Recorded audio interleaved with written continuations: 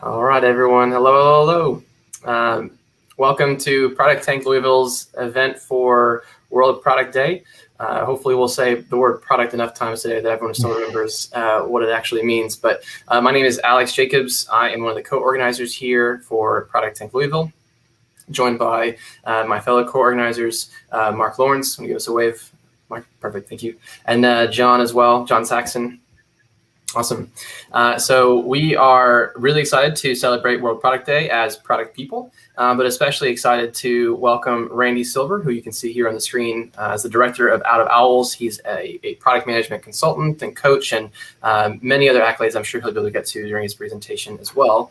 But we'll go ahead and get started in the interest of time and add him to the mix. So welcome, Randy, to our ProductTank Louisville event. Thanks for being here. Hello. Thank you so much for having me. I'm just annoyed that I can't be there with you in person.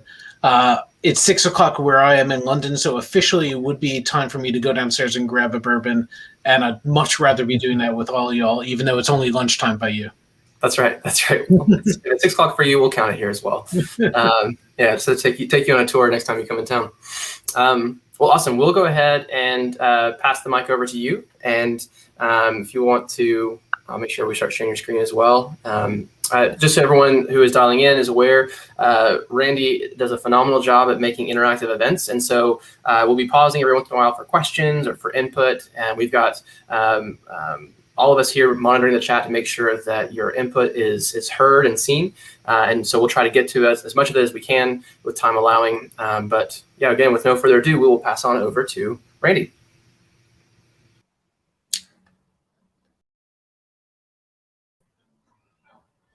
I'm back. Thank you very much. If you want to put my slides up as well, they're fantastic. So the question I've got for you while we get everything going is, it is World Product Day. If you want to put something into the chat about what you asked for or what you might have gotten from the fairy stakeholder, that would be fantastic. But I will start the talk straight away. And what we're going to talk about today is why your product team sucks, and fortunately, also how to fix it. So quick introduction to me. My name's Randy. I am a product person. Last year, I wrote a book called What Do We Do Now? A Product Manager's Guide to Strategy in the Time of COVID-19. Has absolutely nothing to do, except for a few lines, with COVID-19, but I wrote it in the beginning of the pandemic, right at the start of lockdown. And fortunately, Jeff Godhealth and Josh Seiden, two brilliant guys who are the people behind Sense and Respond Press, agreed with me and said, let's do this as a charity thing with all profits benefiting COVID-19. What I've realized in the year since we published it is that it's just what do we do about strategy in a time of uncertainty, which is pretty much always. So book's out, it's on Amazon, it's I think $5, and all profits go to charity, so I don't feel the least bit bad about promoting it. I'll promote a couple of other things. I do a weekly podcast with Lily Smith, sponsored by Mind the Product, where we do great chats with great guests and get people to tell us how to do our jobs better, which is always really beneficial. My day job is as a consultant, work on all of these things. Right now, I'm the interim product director at a company called Pop here in the UK that works in the film and TV industry. We get long maternity leave here, so I'm covering for someone for 9 months. So that's a lot of fun. And then I also run a virtual lean coffee for product people called Product in the Ether. That you can sign up onto the mailing list at pita.social. It's a lot like ProductTank, except it's not me talking, it's everybody talking and giving advice to each other in a lean coffee style. Those run about monthly, and they're usually late afternoon UK time, so probably about 11 a.m. Kentucky time. But on to the matter at hand. We've all been told that we suck. We've been told it explicitly, and we've been told it implicitly any number of times. Certainly, I've been told it, that me and my team suck a lot. And it's not something that I actually realized at the time. It's something I realized in retrospect, often after I've left the company. And you hear these comments all the time. You hear things like, why is it taking so long? When will you have my feature ready? Why can't you just build what I tell you to? Why do you need to talk to my customer? And that's always my favorite one for sales and marketing to say things like that. Why are we iterating? Why didn't we get it right the first time? How could it cost that much to do this? Another favorite, why wasn't I consulted on this? Or I know this is low priority, but I still want it in the release. And the classic of JFDI. And if that acronym isn't familiar to you, it's just frickin' do it. And I've been told these things any number of times. And these are all signs that somebody thinks that you or your team isn't doing the job that it needs to do. And this wouldn't be a product presentation if we didn't have a Venn diagram, right? And we're all familiar with this. Product people work at the intersection of customer, tech, and business. And that's great. I mean, it rocks. It's a lot of fun. It's a great job, except when it isn't. But, this is a wonderful place to be in, and this is why we're excited about it. But when I look at product teams as a whole, and I try to evaluate them, I start with a few different things. And yeah, it's another Venn diagram because, well, they're easy to use. And it's 3 things in this case that all start with the letter P. And if that's a few things that start with the same letter, then it's officially a model. So I look at, do we have the right people? Do we have the right processes? And do we have the right prioritization? Because if you get these 3 things right, well, magic kind of starts to happen. You've created an environment where people are actually able to do their job. But let's get a little more specific about it and talk about how we evaluate it. And this is the part where I want to get a little interactive as well. I'd like you to give me some answers as to how you deal with this stuff. So let's start with people. How do you know if you've got the right people and if they're any good? Well, there's a lot of different methodologies that you can use for this to evaluate, do you have enough people? Do you have a good culture? Do they have the permission and the right to succeed? And are they actually good at their job? And hopefully you know those things already, or you know how to measure those things already. Mm-hmm. And if you don't, there are, like I said, a number of different methods of doing it, a number of different approaches. And we can get into that further in questions if you like. But I have a different way of looking at this. And it's based on 4 simple things. My definition of a product team is nothing to do with line management. It doesn't have to do with who shows up at daily stand-ups or who takes Jira tickets. It's 4 very simple things. A product team is a group of people that can ask a question, get an answer to that question, understand the answer, which is really critical. Sometimes we ask a question and we get something back, but we don't really understand what that means. And finally, take an action based on it. And that's really key.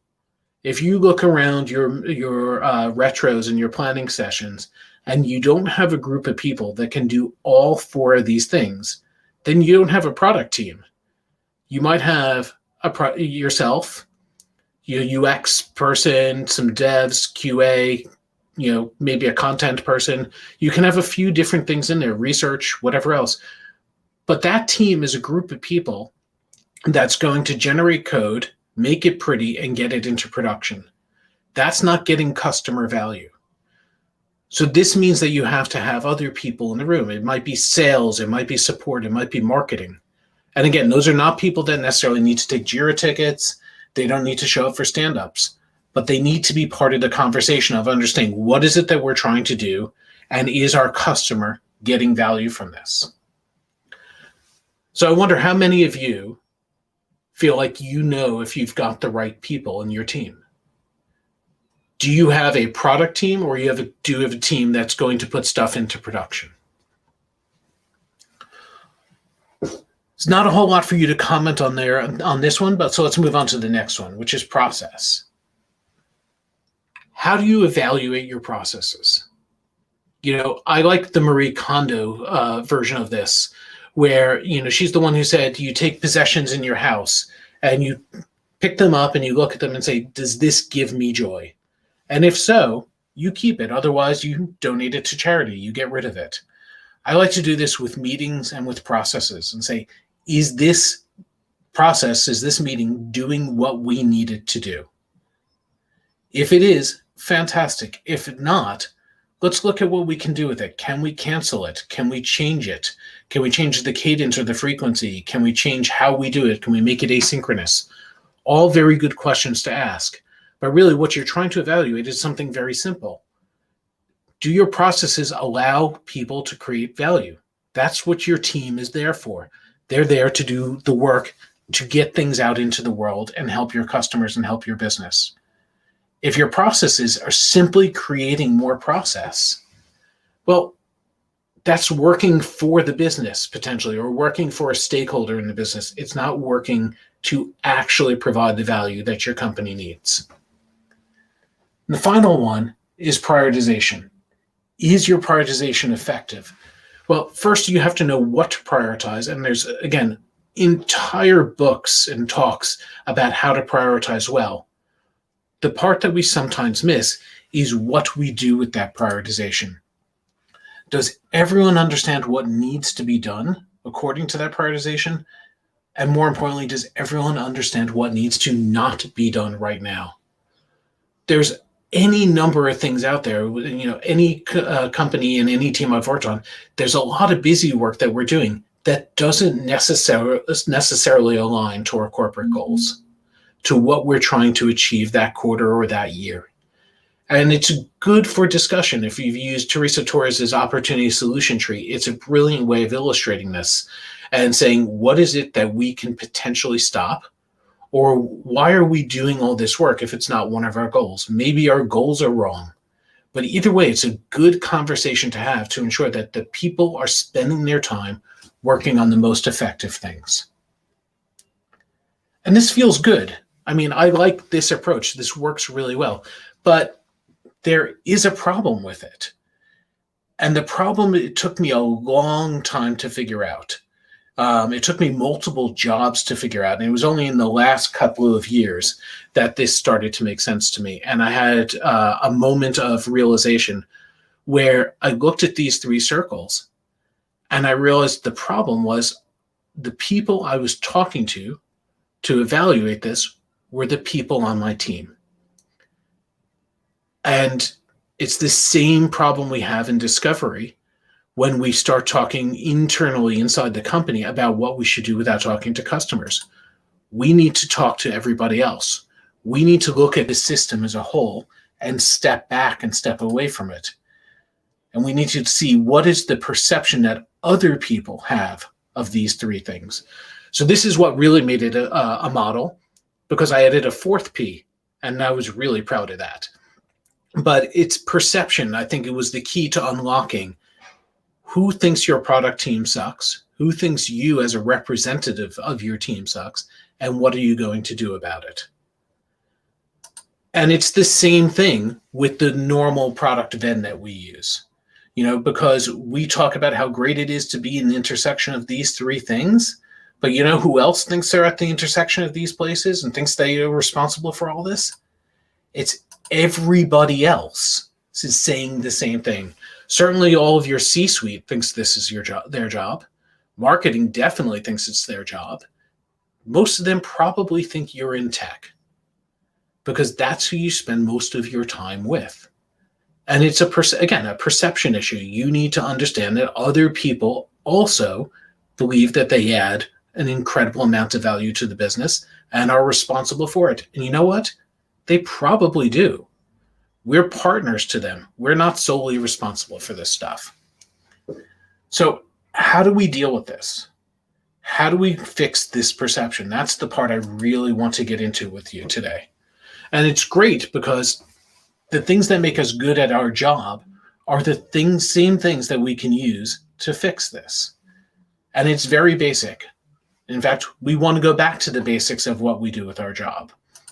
We want to get to know our stakeholders' motivations in the same way we talk to our customers and we get to know what their needs are. Once you know them, you need to make a map and get to really understand them and see, are there things where one stakeholder and another stakeholder have things that are going to come into conflict? How are you going to create a strategy around dealing with it? If everyone's aligned, it's pretty easy. But I've rarely been in an organization with more than a couple of teams where everybody is aligned on this stuff. Everyone has a different take on it and different goals. And understanding that if you satisfy one person, you might not be satisfying the needs of others is really key. And understanding how you're going to deal with that and being proactive about it. And finally, the fact is you're not going to get this right the first time. And even if you do, it's not going to stay right forever. So we need to measure it. We need to keep going back and gauging, are we dealing with everyone right? What is their perception of how we're doing? How are we going to change and adapt to any problems that come up? So the question is, how do you get to know your stakeholders' motivations? Well, again, this is pretty simple. This is something we do in discovery all the time, and we're going to apply the techniques to that. So start off, create an interview template the same way you would with any research. So I'm going to ask you to take a minute or two and put things into comments. What questions should you ask? What should be on the interview template that you use with your stakeholders? Let's just take a minute and, yeah, please put things into the comments field.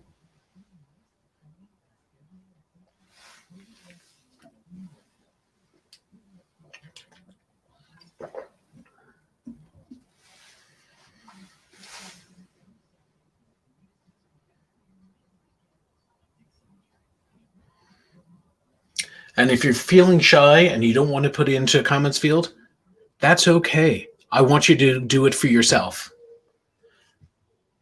That's a good one. What are your department or business goals? That's always really good. I like to pair that with another question of, what is your bonus going to be based on? What are your bonusable measures? What's in your dashboard? Because sometimes there's even a conflict between the department goals and the business goals and what they're specifically going to be judged on, which is always really tricky. I'll give you a couple other ones I like to ask. What are your biggest pain points? That's fantastic. I like to ask people what their job is. You know, in your own words, what is your role? What do you think you're there to do? I like to ask them, how does my role impact, support, or affect yours? What do you expect out of us? That's a great one. What does success look like on this project? How the company should be operating? I like to ask what's going well right now, what your biggest issue or challenge is at the moment. I had one person I was interviewing last year who gave me one question I always ask is, what else should I be asking you?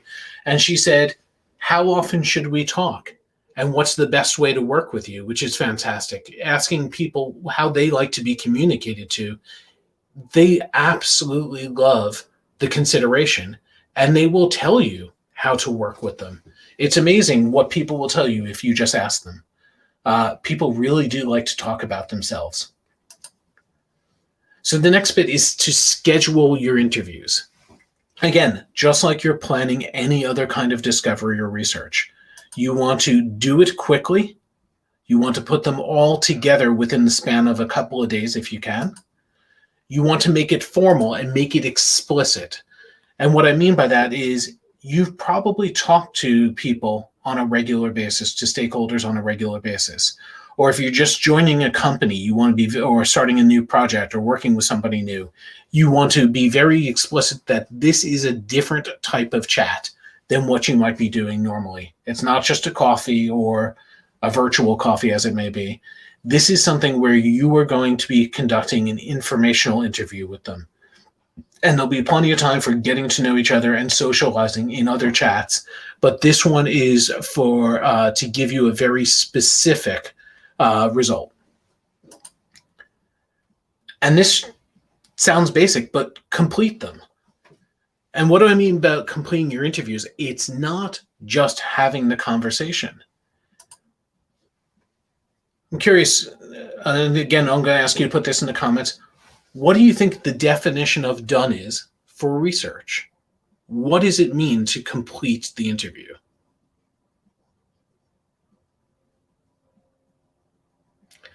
And this is, again, another time I'd really wish we were in person, because it's so much more fun to pick on people live and call out people from the audience.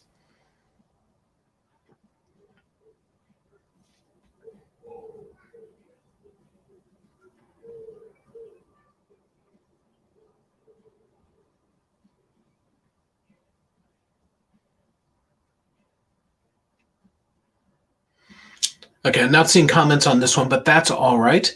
I'll just go straight. Oh, there we go. Thank you. A couple of them just came in. I'm not allowing people enough time to type. I apologize. That's great. Determined where stakeholders agree and where they disagree with each other. Creation of a paragraph summary of initial findings, a list of actionable items I can start to accomplish. Yeah, absolutely. The definition of done for research is that you've analyzed it, that you've done the synthesis and you've completed it. It's not simply enough to listen to people. You need to figure out what that actually means. And that can be something that you do on your own, or it can be something you do with other members of your team. And that's a fantastic way to get people involved as well and have a discussion about what they're hearing and how you're going to work with your stakeholders better. So this is the real key. Unsucking your product team is about using our skills to work in a slightly different way. It's not working only on your product, but it's about creating the environment for you and your team to succeed. You know, if you know why others think your team sucks, whether they're telling you that in those words or in gentler terms that indicate the same thing, you can figure out the root cause and how to work with people on it. Very often, working as a product leader, there's an element of coaching and mentoring and working with your team to improve their skills. But that's not the thing that's holding most of the people I've worked with back. Creating the environment for people to succeed is the hardest part. That's the real job and the real challenge. And if you can take your company and create a good environment for everybody to work in, that's the most important thing. It allows people to experiment. It allows the people on your team to experiment, to grow, and to learn. When they don't have that environment, it's so much harder. You know, implementing frameworks and things like that, it helps. It'll definitely potentially solve problems, especially if there's a perception that there's a lack of rigor or a cadence or a good way of working together. But it's figuring out what is the problem that we have and what is the tool, the framework, the methodology, the kind of communication we're going to engage in that's going to solve the perception of that problem. The success of the product team really should be equal to the success of the company. It's not just about achieving getting things into production. It's not about the features that you launch. If you help your team to suck less, imagine what it's going to do for the rest of the company. So that's the end of the formal presentation. I do have a version of the stakeholder interview template that I use. I'd encourage you to sign up at outofowls.com/sucks to get it. It'll just pop an email straight back to you with a link. I'm very lazy about sending out emails, and I'm not selling anything to you. So please do sign up and for the template.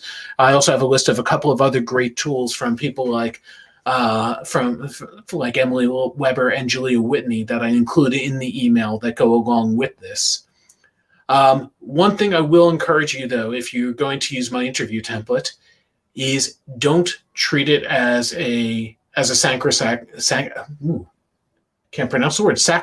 object.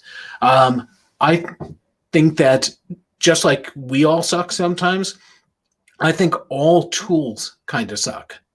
And the reason I think that is because people often use them with the intent of, if I start here and use this tool, the result, the artifact that comes out of it is something that's going to be right. And tools are there for a purpose. Tools are there to help you fix something. And usually the best thing that comes out of using a tool is the conversation you have with other people about it. And I change this interview template every time I go into a job, every time I'm going to use it. This is a good baseline for it, but please do change it as much as you see fit. I've done the same thing with other people's tools and used them to fit for the purpose that I need.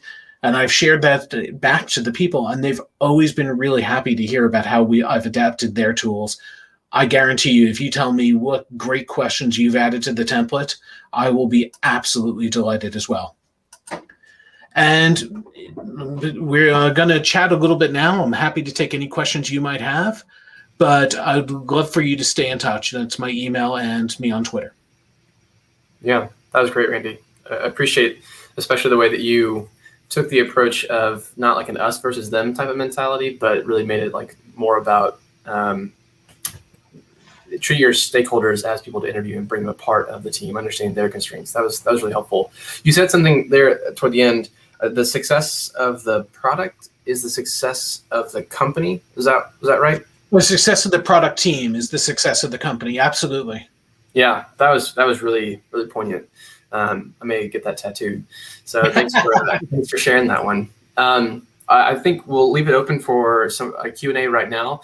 And while we wait for people to add their comments, there's a bit of a delay between YouTube and what we're using here. I figure we can kind of open it up to ourselves and just kind of have a conversation amongst each other and add them in as we get them. But curious, thinking about the comment you made about the team that just delivers something, just puts it into production versus the team that tries to solve problems. What would you say to someone who finds themselves part of the first team, the one that's just kind of receiving that list of requirements or something and pushing out the door? How can they help themselves to not suck? What can they do to unsuck, so to speak? I think it's trying to understand why are you in that situation, and it's entirely possible that in that case, the person who's handing you this list of requirements believes that they essentially have your job, that they've already done all the validation. And it's entirely possible that they have. Just because we have a title doesn't mean that we have the responsibility or that we're doing the job and that other people aren't. There's often a divide between the team and the business, which is a terrible divide to have. The ideal situation, as we all know, is somebody tells you the problem that they want to solve and has a goal, and they're trying to create the environment and working on a number of things to do it. And they leave you and the team to figure out the best way to solve it. But that's an ideal. It's not always very realistic. So the question is, how do you create a better relationship with them so that you're having the conversation together and they don't feel all the responsibility for it? Again, it's hard. It doesn't always work. People have different personalities. Companies have different cultures that build up over time. So it's not saying that everyone's going to get to that ideal, but starting that conversation with them and asking them, what do they believe is their job? What do they believe is your job? Is a really good way of starting to understand what their perception of it is. Yeah, that's solid. I think Amanda, someone put in the comments, what should I come to you for help with, and what should I expect you to ask me for? I think it's like a great way to get to that answer that you're talking about, Randy. John, Mark, you guys have any questions? I think we're still waiting for someone to come in from YouTube. Yeah. So you talk about creation of an artifact. At the end of that, do you find that it's best to have more of a one-to-many where you're sharing that with the entire group of stakeholders, or is it better to just share that individually with one by one each stakeholder? In more privatized meetings or one-to-one sort of conversations? And I'm going to give you the answer that I think it means that everyone should drink, which is it depends. Okay. But I think it depends based on what you've learned about the way that your team and your stakeholders like to work. There's a project I'm doing at the moment where we asked everyone, how would you like to be involved? And some of them, and we asked, how much detail do you like? And one person said, I want all the detail. And almost everyone else said, I just want some summary bullet points. And that was fantastic because we learned, what to communicate to them and how often and who we should be working with in different forums and contexts. So different types of meetings would have, detail meetings would have the one or two people who wanted to be involved. And they also understood that if they wanted that much detail, they were giving us a commitment to work with us on understanding it and giving more back to us. And the people who just wanted the summary also understood that they didn't have the right to ask for certain things. I mean, it doesn't always quite work that way, but there's an intention that someone high up, if they don't want all the specifics, then they shouldn't get too involved in meddling around with things. But you can have that conversation about what should be in there. And what do you do in situations where, so as a product person, you're that pivot point in the middle of the model. What do you do when you are a part of an overlap, but it's outside of your area in the Venn diagram? So thinking of, you've got the overlap between people and prioritization that technically as a product person you are a part of, but there are problems and conflicts between people and prioritization that don't directly involve product, disagreements within the company as to even what the prioritization of the entire organization should be, that as product people, a lot of times you're just rolling along with the overall company's goals, but a lot of people at the company can disagree on those goals, even on the C-suite level. What do you do in those situations? It's hard if you don't have a clear champion of someone who is, I hate racy, but the idea of somebody who is specifically accountable that you're working with on your goals. If you work in a matrix model where there's you're serving multiple masters on this, it's really, really difficult. And the best thing to do is start by mapping out those areas of conflict. So talking to all of them, and if you can't talk to them, talk to their proxies or map out what you believe it is, and then go back to someone who can help you with this. That may be your boss, it may be one of them, it may be a few of them, and say, this is what I'm seeing, this is the problem that I'm having. How should we resolve this? What does good look like? And they may have an answer for you, which is wonderful. It's always nice when someone solves a problem for you. But if they don't, at least they recognize the quandary that you're in and they know what to expect from you and what constraints you're operating under. This is one of those things. It's really hard. Jana Basto had a great talk a couple of years ago where she said, people are hard. And there's only one thing harder than people, and that's lots of people. And we deal with lots of people. The situation you're talking about is a lots of people problem. And if this was easy, there would be a simple answer and we'd all know what it was.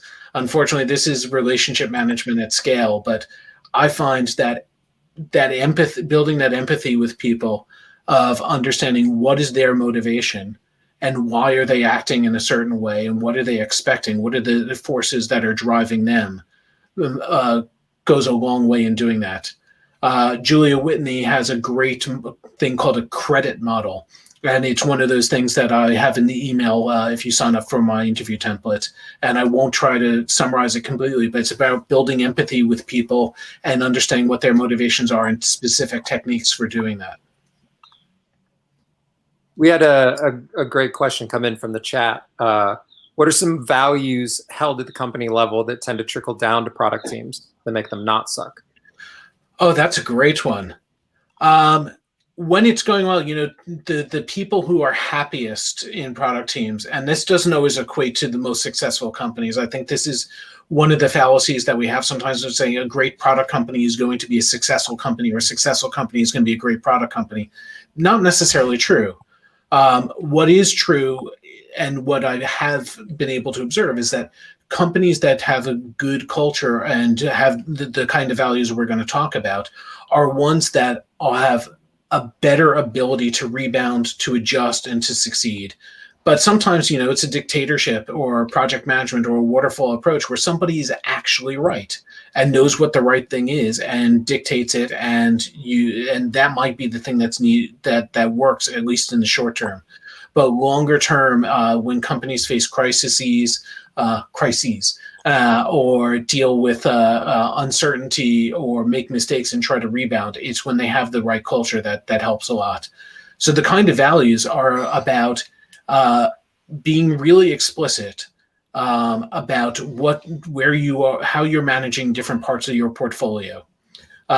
What's her name? Lucy McLean did a great talk a couple of years ago, and we've had her on the podcast talking about portfolio management. It's the idea that In a mature company, for example, you might have, say, 70 or 80% of your capacity is around keep the lights on and going for 5 to 10% incremental improvement. Because, if you're at a big bank or something like that, 5 to 10% improvement is pretty fantastic year on year. And then you reserve 20 to 30% of your capacity for moonshots and more shots, and you treat those a little bit differently. And those are putting in new products or moving into adjacent markets and things like that. If you're an earlier stage company, it might be very different. You might say, 20% is on core improvement, but we haven't really hit product market fit, and we need to launch new functionality, new features, and figure out what we're doing. But it's figuring out what the right balance is between those two things, and having the maturity in the company to understand the difference in how to manage them. So those moonshots and more shots need to be things where you have the freedom to experiment.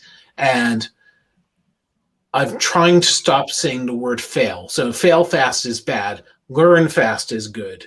And it's setting that right expectation of, we're going to try something. This is a hypothesis. This is an experiment. And people understanding that and embracing what you learn quickly.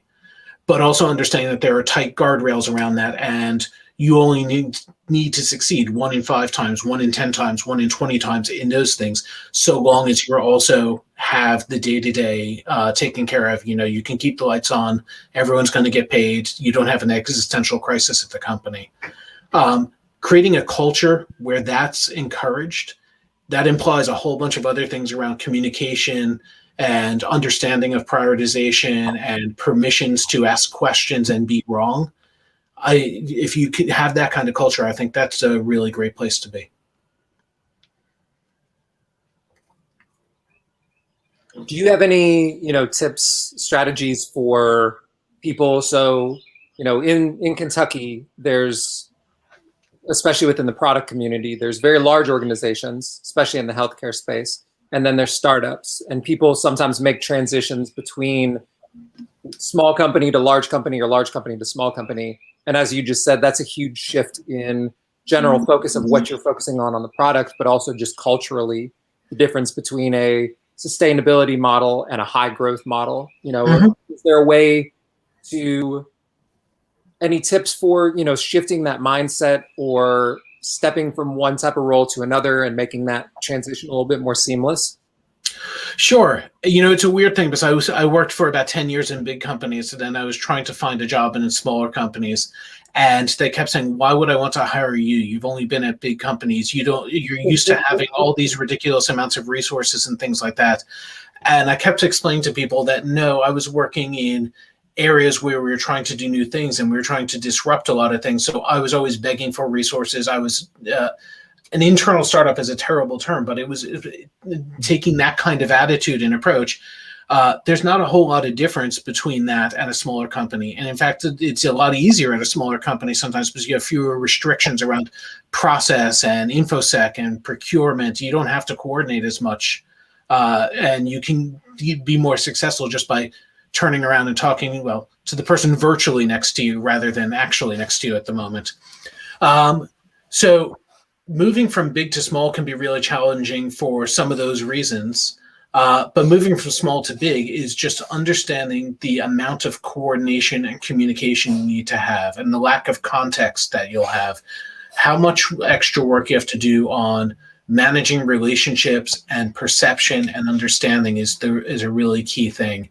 One problem that I find we have a lot is you're hired to do a job, you have certain goals, and your entire view of the world is shaped by those goals and that perception.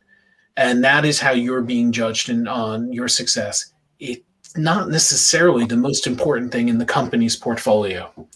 And if you are working for a large company and you have something that is relatively unimportant in the C-suite's mind at that point, it can be incredibly frustrating because you can see ways of succeeding and you might find a $5, $10, $20 million idea that you absolutely are convinced is worth pursuing, and everyone's stupid for not backing you. The problem is they're concentrating on the 500 million idea, and you just don't know that. You don't have the context. So being able to recognize the context, have the right champions, and have the right communication, that's the biggest challenge around going into big companies, and finding someone to align to who's going to help be your Sherpa for that sort of stuff. That's good. Yeah, that's a super, super helpful point. Yeah, I appreciate you adding some of that extra context. I'm checking to see if we've got any more comments coming in from YouTube. I don't know, John or Mark, if you have other questions, feel free to add them as we go. Yeah, I have one. Just with COVID and the decentralization of teams in the world, how do you see successful companies dealing with that? What are some of the strategies that they've used to keep teams healthy, keep culture healthy, things like that? I think the biggest thing, and this is, again, something I think we're really good at inherently as product people, or should be, is focusing on outcomes rather than output. So the type of manager who needed to see you every single day and see you at your machine sitting there typing, that's bad management. It always was bad management, but it's impossible to do without being incredibly creepy now. So you have to be able to set a goal and trust your people and learn how to communicate with them and facilitate that. So I think that's the biggest mind shift, and that's the theme behind it all. But there's a lot of other things around, getting ambient awareness of what's going on in the company is really hard. You used to be able to, you'd get it while you're getting coffee, while you're walking around and seeing what's up on the walls and things like that.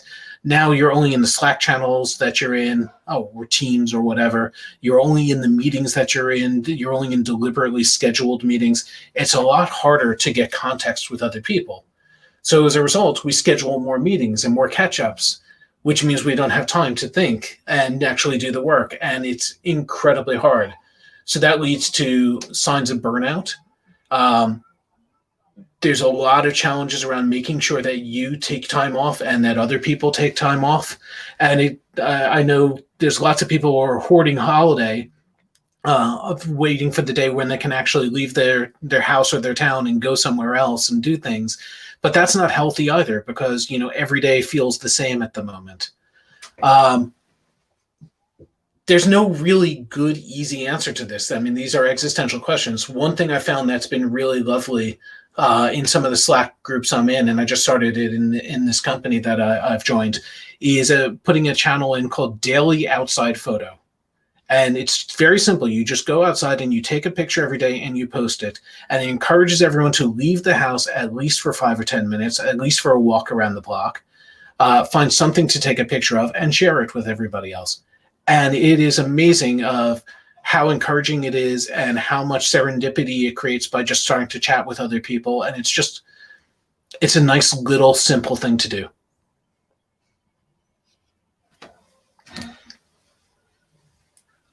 I love the daily outside photo. I might try that with my team. Yeah, that's really solid. Yeah, well, I think we're kind of coming up on time here, Randy. So any other parting bits of wisdom? I think my plan next is to go to my stakeholder and ask what the Ferry product manager brought to them today, and see what they may say. But yeah, any other bits of wisdom, anything else that you'd be willing to share or have on your mind? Actually, I'm just going to encourage anyone who's listening or watching this now or in the future, if you've got something that you've learned, it's a story that you can tell where you can demonstrate that you learned something interesting, that is a great thing for a talk. Whether it's you want to come and do it on the podcast potentially, whether you want to do it for a product tank, whether you want to write an article for Mind the Product, everyone's always looking for this stuff. One of the best talks I ever saw was somebody who had, and this, you can steal their topic. They won't mind because your talk will be a unique version of it, is what I wish I had known a year ago, or what I wish I had known before I started my job. Whatever it is fantastic. And other people will absolutely benefit from you saying, I thought this, I learned this, and I'm now better because I learned this, and this is how it's applied. It's a brilliant and easy thing to do, and we're all desperate to learn how to do our jobs better. So please do share. Yeah, that's great. I think you just sort of plugged people to speak at ProductTank Louisville in the future for us. So thanks for doing that as well. Awesome. Well, Randy, thank you so much for your time today as well. Thanks for helping us celebrate World Product Day here in the States, even from an ocean away. We'll have to save some bourbon for you next time. But fantastic. Awesome. Alrighty, yeah, thanks for joining, Randy. And thank you everyone else for tuning in. Please keep an eye on our social media pages and on our Product Tank page on mindtheproduct.com for upcoming events. But we will see you next time. Fantastic. Thank you very much. Bye, everybody.